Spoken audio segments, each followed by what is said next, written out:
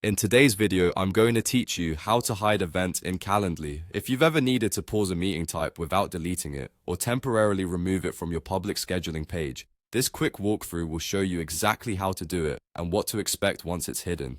Start by opening Calendly and heading to your scheduling dashboard where all your meeting types are listed. Make sure you're viewing the right area, your personal event types or any team event types you manage.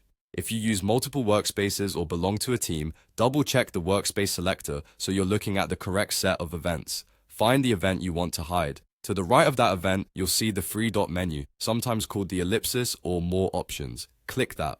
This menu is where Calendly keeps quick controls so you don't have to open full settings. If you don't see the menu or certain options, it could mean the event is owned by a team or another user and you don't have permission to change it.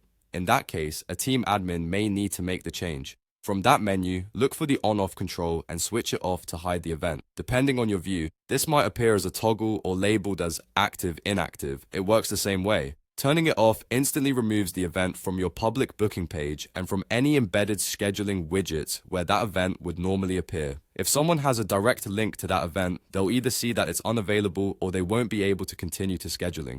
This change takes effect right away, so there's no need to publish or save elsewhere. A few important notes here. Hiding an event does not delete it and does not cancel existing bookings. Any meetings already scheduled will stay on your calendar, and your guests will keep their confirmation and reminder emails. You can bring the event back at any time by returning to the same menu and switching it on again. When you do, it will reappear on your scheduling page and be ready to accept new bookings. For smoother management, confirm you're toggling the correct event by checking its title and duration, especially if you have several similar options. If you still see the event on your public page after switching it off, refresh the page or verify you're looking at the correct account or workspace.